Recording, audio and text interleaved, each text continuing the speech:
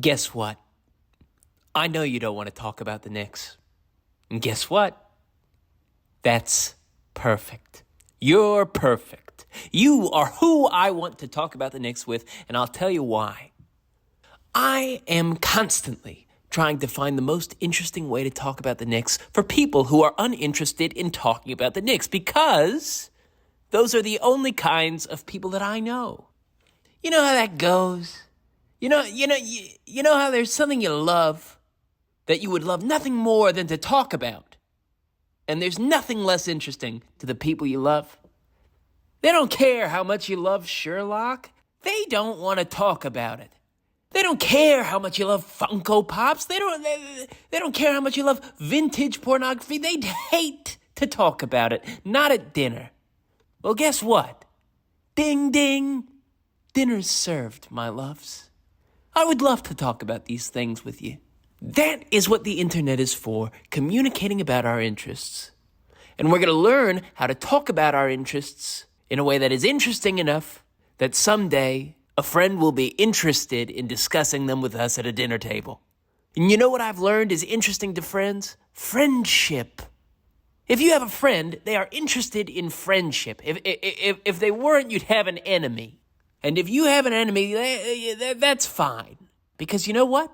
You have 18 friends in the New York Knicks. That's the way we got to talk about those Knicks. We need to sell them on the idea that these 18 New York-based millionaires are our personal friends. Now, I feel you pulling away because I'm talking about the New York Knicks. Don't do it. Because this principle of friendship applies to anything you want to talk about. Here's an example. Say you want to talk about the show Sherlock. Here's two things about me. I'm a fan of kicking it, and I'm a fan of the show Sherlock. Here's the third thing. When I watch the show Sherlock, I don't feel like I'm watching a show. I feel like I'm kicking it with my boys. That's a fact, Jack. I don't hang out and watch the show. I hang out with the show I'm a fan of. Like it's one of my real friends.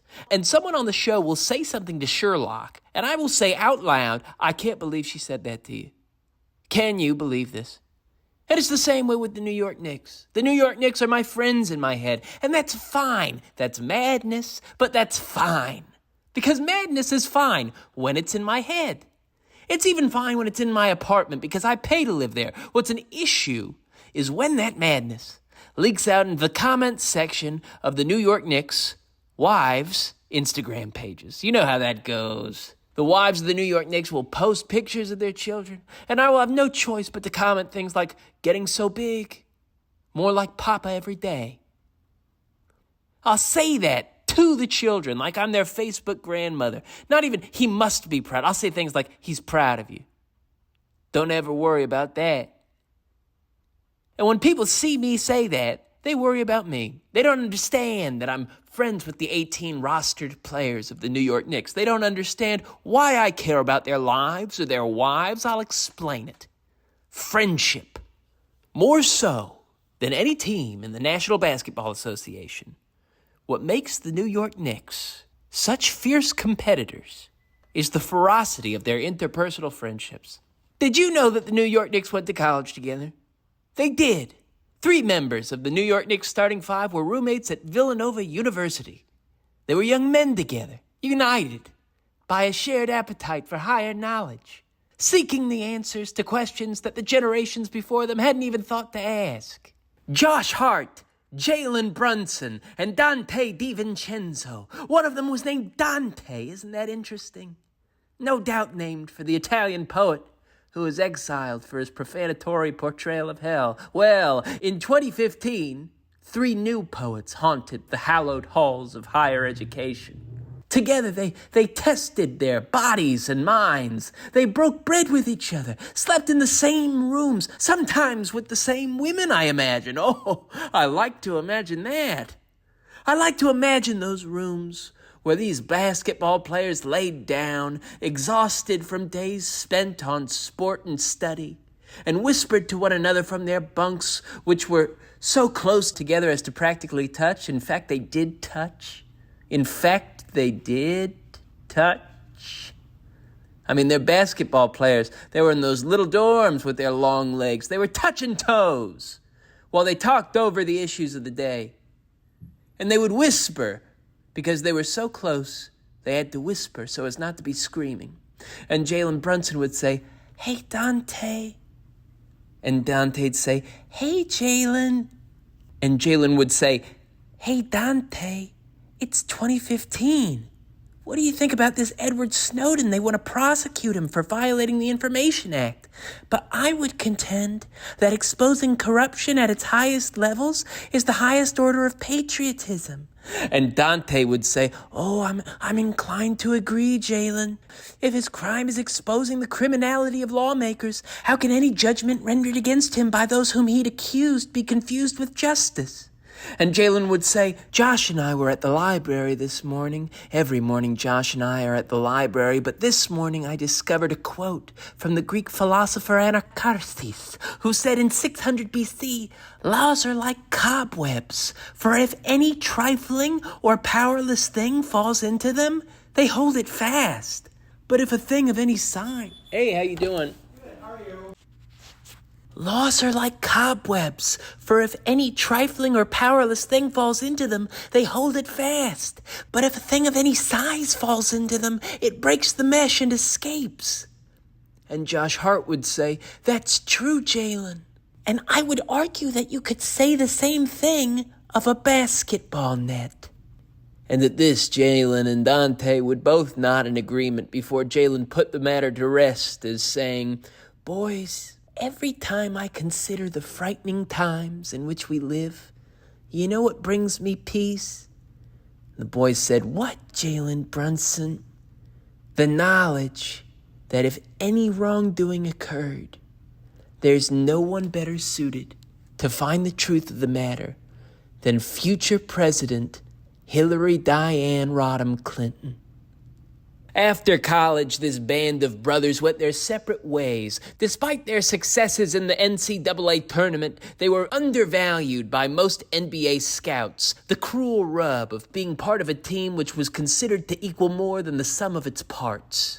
They all had middling careers as role players until Tom Thibodeau, visionary coach of the New York Knicks, decided to rebuild the team piece by piece. I will now describe this man to you. He looks like a penguin. I am basically done describing this man to you. He looks like a cartoon penguin. Really, he looks like the Penguin.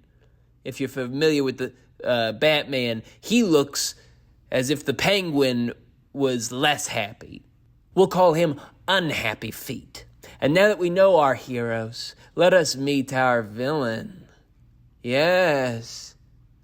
A villain lurks on the periphery. There is a nasty man who wants to hurt these boys.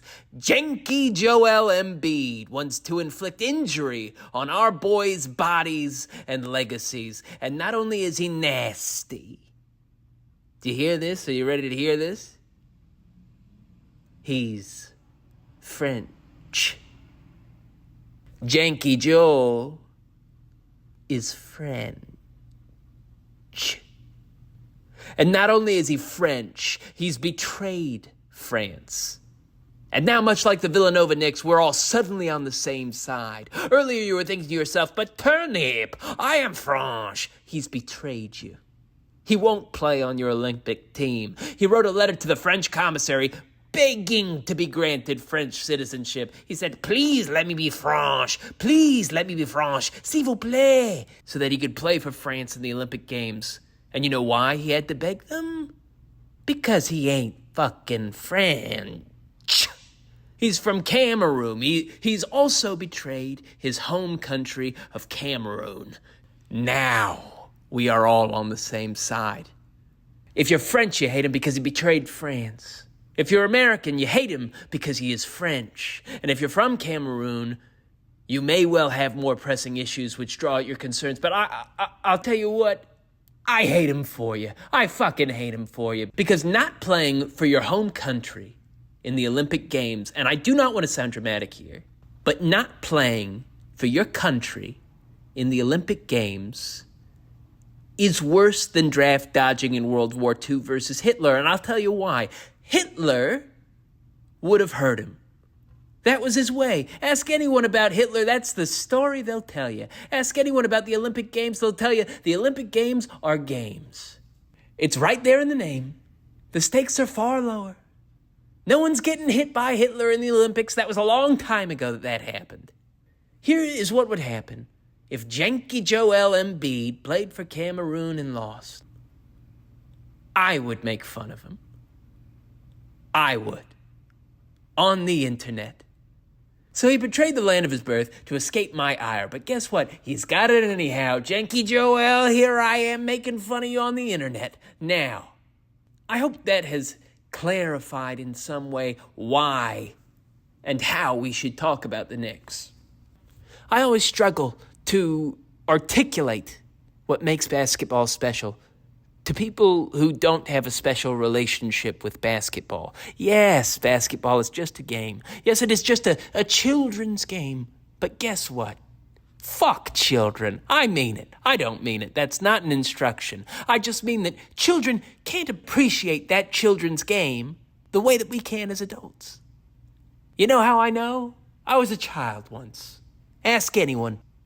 When I was a child, I liked basketball. I thought it was pretty great. But I thought everything was pretty great. I was a fucking child. Pretty great was pretty much how things were. I went to school, it was pretty great. I sat at a lunch table with my 18 friends, and I had a pretty great time talking over the issues of the times. Nowadays, I would hate to talk about the issues of the day. Come on, I'm an adult now. 17 of my 18 friends who I used to eat at the lunch table with, they're all alcoholics now.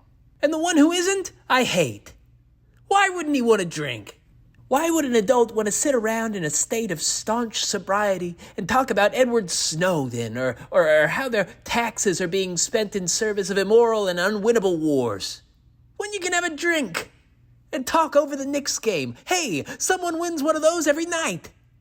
They don't let them go home otherwise. Don't you see?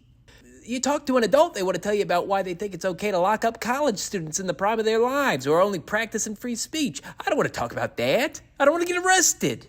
I'm not a college student. It would ruin the lives of my dependents. That is why, as an adult, I depend on the simple pleasures of a Knicks game, you know? As life gets more complicated, it's the simple pleasures of life that become more and more important because they stay the same. You know, children's games, friendships, vintage pornography, Funko Pops, if that's your thing. It's not my thing, you know. That's not their fault, though. It's not a I'm better than them thing. It's a money thing. If I had money, I'm sure I'd spend it on some of those Funko Pops, you know. As of now, if I'm going to throw away money, it's probably going to be betting the Knicks.